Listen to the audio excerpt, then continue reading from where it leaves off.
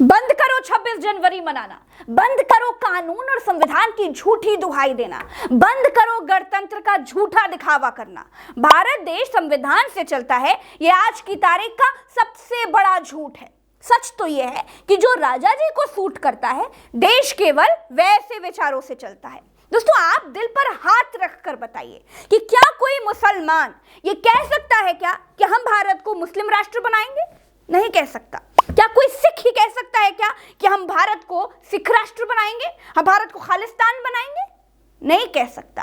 क्या कोई क्रिश्चियन ये कह सकता है कि हम भारत को क्रिश्चियन कंट्री बनाएंगे? कहेगा तो आतंकी कहलाएगा। भारत का कानून ऐसा कहने की इजाजत नहीं देता, लेकिन ये बाबा ये बात बड़े मौज से कह सकते हैं। क्यों कह सकते हैं भाई? क्या बाबा पर इस देश का संविधान लागू नहीं होता? और सुभाष चंद्र बोस जी के जन्मोत्सव पर उनका एक नारा था, तुम मुझे खून दो मैं तुम्हें। लेकिन हमने आज एक नया नारा बनाया है भारत के इतिहास में, तुम मेरा साथ दो हम हिंदू राष्ट्र बनाएंगे। क्या बाबा संविधान से ऊपर हैं? क्या बाबा कानून से ऊपर हैं?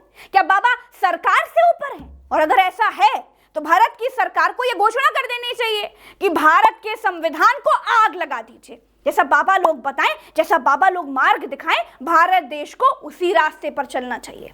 सरकार केवल तब बोलेगी जब कोई राजा जी पर डॉक्यूमेंट्री बना देगा। संविधान की अगर ऐसी की तैसी होती है तो होती रहे, डॉक्यूमेंट्रियां बैन हो जाएंगी।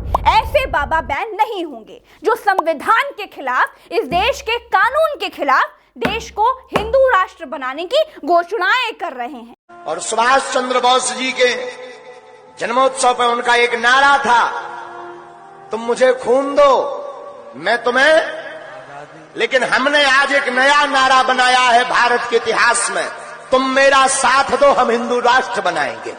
ऐसे बाबा लोग समस्याओं में उलझे लोगों को बरगलाकर अपनी अपनी दुकान चमका रहे हैं। दोस्तों, ऐसे ही कट्टरपंथियों के चक्कर में ना श्रीलंका जैसा देश बर्बाद हो गया। नहीं मालूम हो तो मैं बता ही देती हूँ, गौर से सुनिएगा। जैसे हमारे देश में हिंदू आबादी को हम बहुसंख्यक आबादी कहते हैं, वैसे ही श्रीलंका में सिंगली आबादी यानी बौद्ध आबादी को बहुसंख्यक कहा जाता है। वहां का राजा महिंदा राजपक्षे उसी बहुसंख्यक आबादी के वोट से राजा बनता था। वहां का राजा इतना बड़ा पक्षपाती हो गया कि वो राजा बनने की शपथ भी बौद्ध मठों में लेने लगा। श्रीलंका के राजा को मजा आने लगा कि जब राजा बहुसंख्यक आबादी के वोट से ही बन जाते हैं तो फिर बाकी के काम काज करने का क्या फायदा गुरु।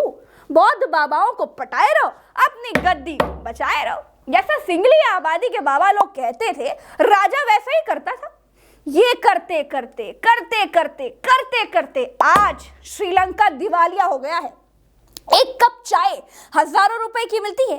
जब जनता को होश आया कि गुरु धर्म के नशे के चक्कर में बटुआ तो हमने चेक ही नहीं किया, जब तक लोग समझ पाते तब तक श्रीलंका का राजा राजपक्षे श्रीलंका छोड़कर निकल भागा।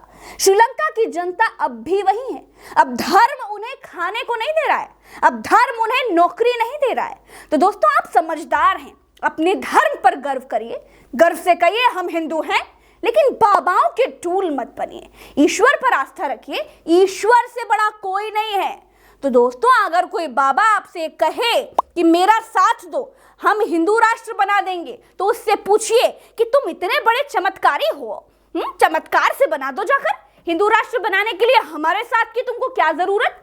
दोस्तों, सावधान रहिए, अपने धर्म पर गर्व रखिए, खुद पर गर्व करिए, ईश्वर के उपासक बनिए, बाबाओं के चक्करों से दूर रहिए। अगर अब भी समझ ना आए तो आज तक का इतिहास उठाकर देख लीजिए, कौन से बाबा ने देश का भला किया है, कौन से बाबा ने चमत्कार करके देश को मुसीबतों से बचाया है, और कौन से बाबा ने कोरोना में चमत्कार किया है।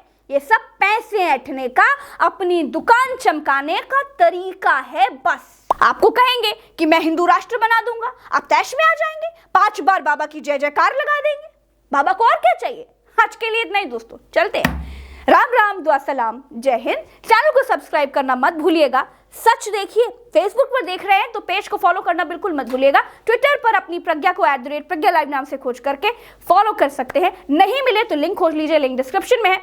आज के लिए इतना ही। नमस्कार, जय हिंद।